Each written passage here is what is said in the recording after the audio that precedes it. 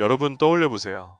강력한 리더십과 단단한 팀워크를 바탕으로 돌아가는 조직, 모두가 한 방향을 바라보고 협력하며 그림 같은 성공을 이루는 모습?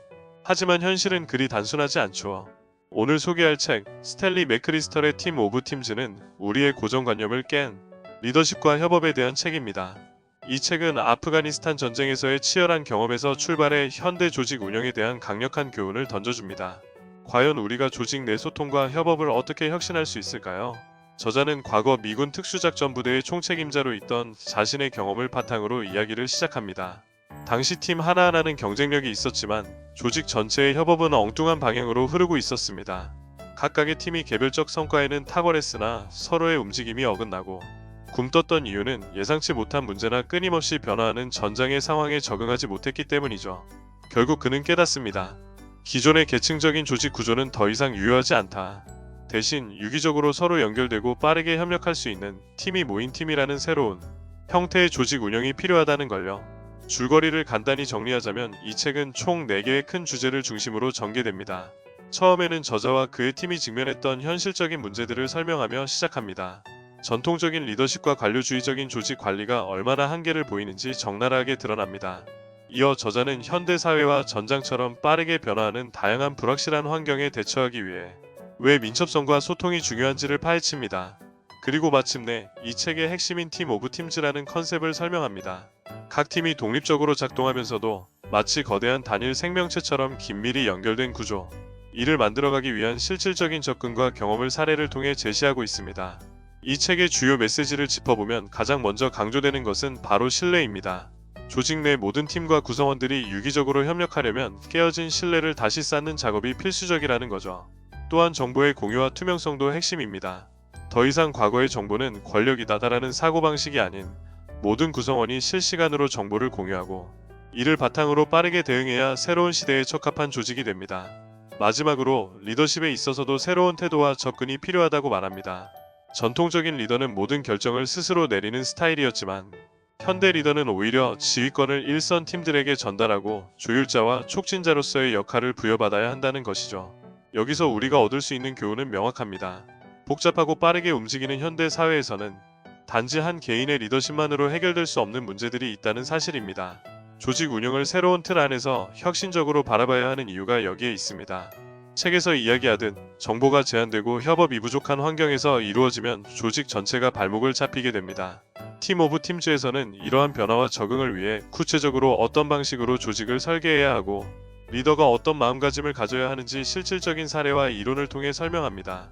특히 계층적 구조에서 탈피해 조직과 구성원 간의 열린 네트워크를 통해 신뢰를 구축하고 신속히 대응할 수 있는 민첩성을 강조합니다. 이런 점에서 볼 때 이 책은 단순히 군사나 기업 조직의 방식을 핀포인트로 말하는 것이 아닙니다. 오늘날 모든 복잡한 시스템과 조직, 즉 우리가 속해 있는 사회 환경과도 깊은 연관이 있다고 느꼈습니다.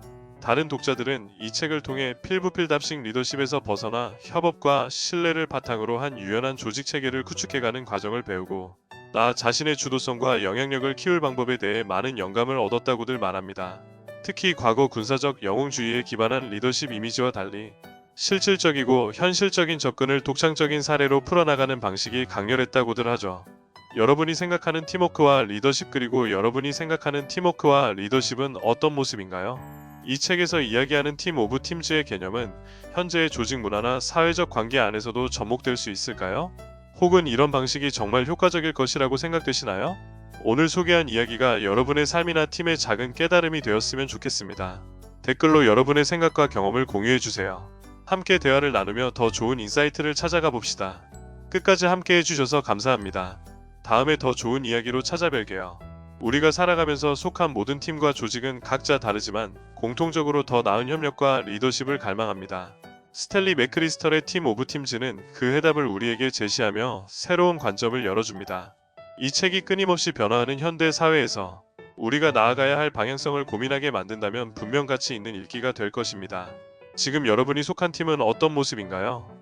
이 책의 개념을 적용해볼 부분이 있다면 댓글로 나눠주세요. 우리의 생각과 경험이 서로에게 좋은 자극이 될 테니까요. 함께 더 나은 팀과 조직을 고민하며 성장해봅시다.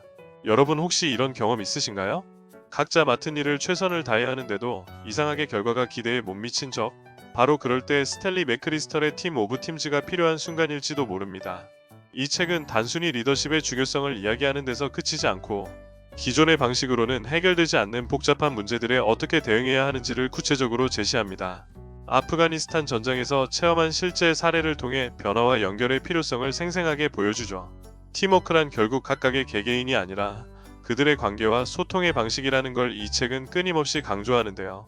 현실에서 그러한 조직을 만들기 위해 어떤 전략과 태도가 필요한지 깊게 고민하고 실천하게 만드는 힘이 있다는 게 참 놀라웠습니다. 여러분도 이 책을 접하며 여러분의 팀과 조직에 적용할 수 있는 새로운 아이디어를 발견해 보셨으면 좋겠어요. 지금 여러분의 팀에서는 무엇이 가장 중요한 요소로 느껴지시나요? 함께 의견 나눠보면 더 좋겠네요.